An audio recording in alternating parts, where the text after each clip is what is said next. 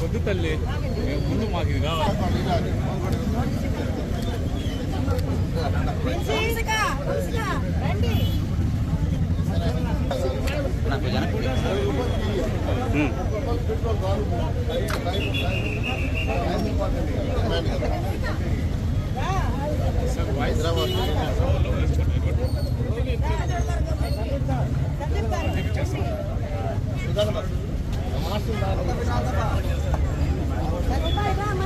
మీరు లాగా అందరికి ఇస్తున్నారు సార్, కొంచెం వెనక్కిరారా.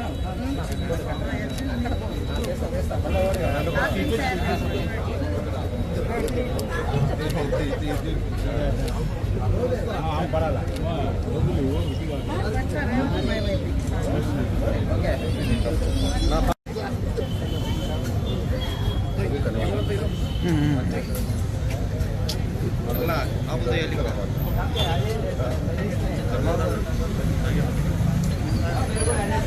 itu ఇది కూడా మీ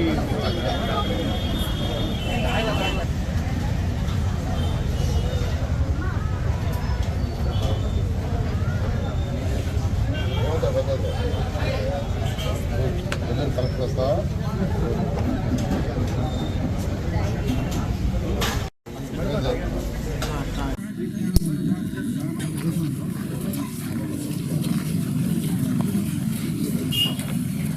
రాలేదా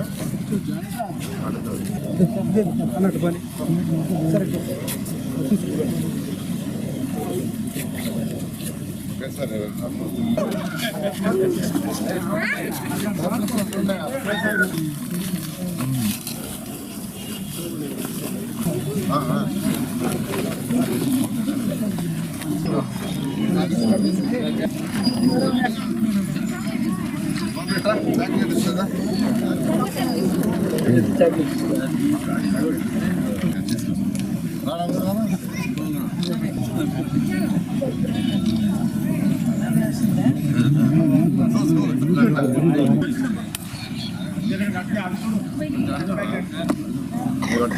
జారండి రా, జారండి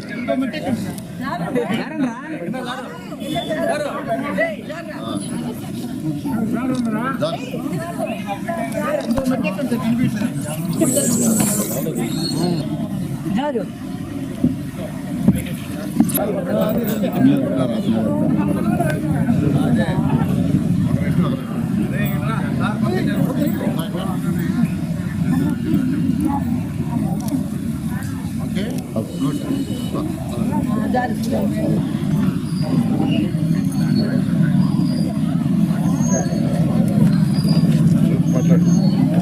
నమస్కారాలండి.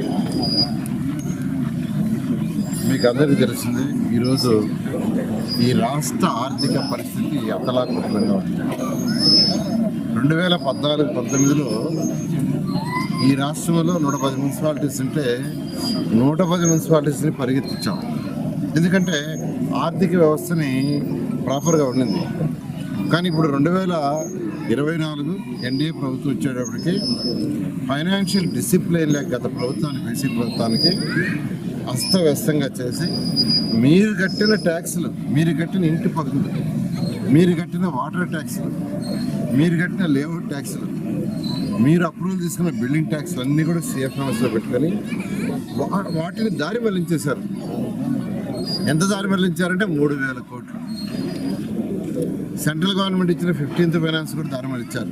జనరల్గా ఈ లోకల్ బాడీస్ సెంట్రల్ యొక్క చట్టం ప్రకారం ఏంటంటే వాళ్ళకు వచ్చే ట్యాక్సులు వాళ్ళే కలెక్ట్ చేసుకొని కౌన్సిల్లో ఏం చేయాలో, ఏ పనులు చేయాలో కార్పొరేటర్ల ద్వారా అప్పులు తీసుకొని పనులు చేసుకోవాలి. కానీ ఒక చట్టం ఇవన్నీ లేకుండా ఇన్స్టిట్యూట్ చేశారు. ఒక్క మున్సిపల్ శాఖే కదా, అన్ని శాఖల్లో ఇదే పరిస్థితి. అయితే ఈరోజు ముఖ్యమంత్రి నారా చంద్రబాబు నాయుడు గారికి అపార అనుభవంతో ఆయన ఈరోజు 1 by 1 చేసుకుంటూ వస్తున్నారు, ఒకదాని తర్వాత. అన్నిటికంటే చాలా సంతోషదాయకమైన విషయం, మున్సిపల్లో ఉన్న మున్సిపల్ కార్పొరేట్లు కావచ్చు, చైర్పర్సన్లు కావచ్చు, మేయర్ సంతోషమైన విషయం ఏంటంటే April 1 నుంచి ప్రజలు కట్టే ట్యాక్స్లన్నీ మీ దగ్గరే ఉంటాయి, సిఎఫ్ఎంఎస్లో పోవు. ముఖ్యమంత్రి గారు ఆ విధంగా ఆదేశించారు. మున్సిపల్ శాఖకు సంబంధించి వాళ్ళు కలెక్ట్ చేసుకునే డబ్బులు సీఎం ఆఫీసులో పంపించి వేరే రూట్ చేయొద్దు, వాళ్ళ డబ్బులు వాళ్ళకే ఇచ్చేయండి, వాళ్ళ డబ్బులు వాళ్ళ అకౌంట్లోనే ఉంచండి, వాళ్ళు సపరిపాలన చేసుకోవాలి అని ఇచ్చారు. నిజంగా ఏప్రిల్ 1 నుంచి ప్రతి మున్సిపాలిటీలో మున్సిపల్ కార్పొరేటర్లు ఏదైనా పనిచేయాలంటే వాళ్ళు కలెక్ట్ చేసే డబ్బులు ఉంటాయి. అదొక తీపి కవరే. నాకైతే చాలా తీపి కవర్. 8 నెలలు అయిపోయింది. మీరు కట్టే డబ్బులు అక్కడ వెళ్తున్నాయి, అవి వేరే దానికి డైవర్ట్ అయిపోతున్నాయి. అయితే ముఖ్యమంత్రి గారు బాగా అర్థం చేసుకున్నారు. వారికి నేను ప్రత్యేకంగా రాష్ట్ర ప్రజలందరి తరఫున ప్రత్యేకమైన ధన్యవాదాలు తెలియజేస్తున్నాను. మీకు అందరికీ తెలుసు 2014-19లో రాష్ట్రంలో అన్ని మున్సిపాలిటీస్ తోటి నెల్లూరు మున్సిపాలిటీని పరిగెత్తించారు. అండర్ గ్రౌండ్ డ్రైనేజ్కి, డ్రింకింగ్ వాటర్కి 1100 కోట్ల రూపాయలు యాక్చువల్గా శాంక్షన్ చేశాం. దాదాపు 950 కోట్లు ఖర్చు పెట్టాం 2019కి. మరొక 165 కోట్లు ఖర్చు పెట్టుంటే ఈరోజు నెల్లూరులో దోవల్లే నగరం అయిపోయింది. 100% అండర్ గ్రౌండ్ అయిపోయింది. ప్రతి ఒక్కరికి వాటర్ సంఘం బ్యారేజ్ తెచ్చేది. ఇప్పుడు ఎక్కడికి పోయినా సార్ నీళ్లు నల్లగా వస్తున్నాయి అంటున్నారు దోవల్ సార్ అని. 165 కోట్లు, మేము 950 కోట్లు 2014-19లో ఖర్చు పెడితే అడ్కోలో శాంక్షన్ చేసి పెడితే, నేను శాంక్షన్ చేసి పెట్టాను. ఆ రోజు కేంద్ర మంత్రిగా ఉన్న వెంకయ్యనాయుడు గారిని అడగటం, ఆయన శాంక్షన్ చేయటం, ముఖ్యమంత్రి గారు దానికి గ్యారంటీ ఇవ్వటం, అది స్టేటే భరించేది. మళ్ళీ నెల్లూరు మున్సిపాలిటీ కూడా కాదు. తెస్తే 165 కోట్లు 5 సంవత్సరాలు వాళ్ళ ఎంత దారుణం. మా మీద కోపం ఉండొచ్చు. ఈ అండర్ గ్రౌండ్ చేస్తే, సంగం బ్యారేజ్ వాటర్ తెస్తే ప్రజలు తెలుగుదేశం పెంచుకుంటారనే దురుద్దేశంతో వాళ్ళు చేయలే. అయితే అడ్కోలూరు పోయింది. మళ్ళీ ముఖ్యమంత్రి గారిని అడిగి, ఫైనాన్షియల్ మినిస్టర్ గారిని అడిగి మన బడ్జెట్లో పెట్టించాను. రేపు బడ్జెట్లో దాన్ని శాంక్షన్ అవుతుంది. శాంక్షన్ అయితే మళ్ళీ ఏప్రిల్ 1 నుంచి ఆ వర్కులు కూడా స్టార్ట్ అవుతాయి. 1 year లోపల under ground drainage, drinking water Nellore ప్రజలకు కంప్లీట్ చేస్తాం. అదేవిధంగా దాదాపు 100 పార్కులు టేకప్ చేసాం, బ్రహ్మాండంగా చేసాం. మళ్ళీ తిరిగి వస్తే పార్కులు అధిక స్థితిలో ఉన్నాయి. అందుకనే మళ్ళీ ఇప్పుడు రాగానే నెల్లూరులో ఉన్న పార్కులు అన్నీ కంప్లీట్ చేయాలని ఫస్ట్ ఆదేశించాను. దాదాపు 30 పార్కులకు యాక్చువల్గా డిజైన్ చేశారు. ఒక్కొక్క పార్కుకి 30 లక్షల నుంచి 1 కోటి రూపాయలు శాంక్షన్ చేశాను. ఈ పార్కుకి అయితే 35 లక్షలు ఖర్చు అవుతుంది. 35 లక్షలు. చక్కటి ఎక్విప్మెంట్ ప్రతి దగ్గర ఉంటే చెప్పాను. ప్రతి దగ్గర చక్కటి ఎక్విప్మెంట్ ఉండాలా పిల్లలు ఆడుకునేదానికి. గతంలో ఇచ్చినట్టు చిన్న చిన్నవి కాదు. ఆ యొక్క స్థలాన్ని బట్టి, ఎంత స్థలం ఉందో అంత స్థలాన్ని బట్టి ఆ ఉండే ఎకరా, 1/2 ఎకరా, 3/4 ఎకరాని ఒకేసారి 20 మంది పిల్లలు ఆడుకునేది, 30 మంది పిల్లలు ఆడుకునేలాంటి ఎక్విప్మెంట్ కూడా తెప్పించుకున్నా. ఐ థింక్ ఈ పార్కుకి 20 నుంచి 25 మంది ఆడుకునే ఒక ఎక్విప్మెంట్ కూడా తెప్పించారు. మిగతా జిమ్ ఎక్విప్మెంట్ తెప్పించారు. ఇవన్నీ కూడా కరెక్ట్గా ఈ రోజు నుంచి 30 రోజుల్లో పూర్తి చేయాలి అధికారులకు ఆదేశిస్తున్నారు. ఇవాళ 5వ డివిజన్లో ఉదయాన్నే శంకుస్థాపన చేసాను. వీటికి ఎక్విప్మెంట్కి 14లో చేశాను. ఇప్పుడు ఈవినింగ్ 16. ఈ 3 దాదాపు నెల్లూరులో ఉన్న 54 డివిజన్లు అన్ని పార్కులకి యాక్చువల్గా ఇదే విధంగా చేయిస్తున్నారు. అదేవిధంగా వాకింగ్ ట్రాక్ కూడా ఈ యొక్క ఏదైతే ఇక్కడ స్టోన్ వేసారో, స్టోన్ కాకుండా వాకింగ్కి యాక్చువల్గా వాకింగ్ ట్రాక్ లాగా ఉండేట్టుగా చేయమన్నారు గ్రావెల్తో. అది కూడా చేయమని యాక్చువల్గా ఆదేశిస్తున్నాను. ఎందుకంటే ఈ స్టోన్స్ వేస్తే మోకాళ్ళు నొప్పి వస్తున్నాయని యాక్చువల్గా అడగటం జరిగింది అన్ని దగ్గర. అది కూడా చేయమని చెప్తున్నాను. అదేవిధంగా రోడ్లు ఒక 3 to 5% నిలిపినాయి, అవి కూడా కంప్లీట్ చేస్తాను.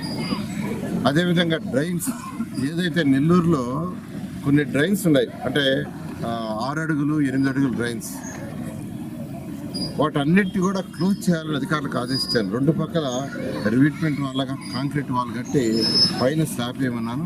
అక్కడక్కడ ఓపెన్ పెట్టమన్నాను. ఎందుకంటే అండర్ గ్రౌండ్ డ్రైనేజ్ మొత్తం చేసి ఉయ్యాల కాలువ, ఇలాంటి కాలువలు, రామిరెడ్డి కాలువలు వదిలేస్తే మళ్ళీ దాంట్లో దోమలు ఉత్పత్తి మళ్ళీ మెళ్ళకి వస్తాయి. దాన్ని కూడా ఆలోచించి అధికారులకు ఆదేశం ఇచ్చాను. ఐ థింక్ ఉయ్యాల కాలువ ఒకటి స్టార్ట్ చేశారు. నేను అందరినీ రిక్వెస్ట్ చేసేది, నెల్లూరు ప్రజల్ని కొద్దిగా ఓపిక పట్టండి.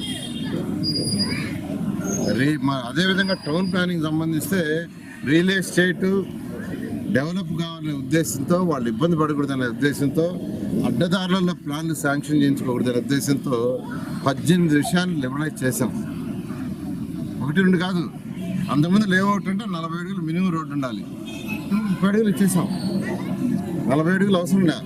40 అడుగులు పెట్టుకుంటే ఎక్కువ హైట్ వస్తుంది, 30 అడుగులు పెట్టుకుంటే తక్కువ హైట్ వస్తుంది. మినిమం 30 ఫీట్ పెట్టాం, 40 తీసేసాం. అదేవిధంగా 5 అంతస్తుల బిల్డింగ్ కట్టుకుని అపార్ట్మెంట్ కట్టుకున్నారంటే అసలు టౌన్ ప్లానింగ్ పర్మిషన్ అవసరం లేదు. మీకు ఎవరైతే డిజైన్ చేస్తారో లైసెన్స్ సర్వేయరు మరి ఇంజనీర్ వాళ్ళు ఆన్లైన్లో పెట్టి ప్రభుత్వానికి కట్టాల్సిన డబ్బులు కట్టేస్తే ఆ ఆన్లైనే మీకు ఇచ్చేస్తుంది అప్రూవ్డ్ అని. అయితే బాధ్యత ఎవరిదంటే ఎవరైతే లేఅవుట్ సర్వేయర్ అప్లై చేశాడో అతను ఫౌండేషన్ వేసిన దాకా రెస్పాన్సిబిలిటీ. ఫౌండేషన్లో డీవియేషన్ ఉంటే అతను మా క్లయింట్ డీవియేషన్ చేశాడు ఆన్లైన్లో పెడితే అతని బాధ్యత కాదు, అది టౌన్ ప్లానింగ్ కూడా చూసుకుంటాను. ఇలా చాలా దాదాపు 18 విషయాలు చాలా లిబరలైజ్ చేసాం. ఈ మధ్య కొందరు వచ్చి అడిగారు మళ్ళా, సార్ ఒక్క అంతస్తు కట్టుకునేవాళ్ళు 2 అంతస్తులు 3 అంతస్తులు 4 అంతస్తులు కూడా మీరు సెట్ బ్యాక్స్ మాకు లిబరలైజేషన్ ఇవ్వాలంటే ఇతర రాష్ట్రాలకు పంపించుండాలి. భారతదేశంలో అన్ని రాష్ట్రాలకు పంపించి స్టడీ చేసి మనం డెసిషన్ తీసుకున్నాం.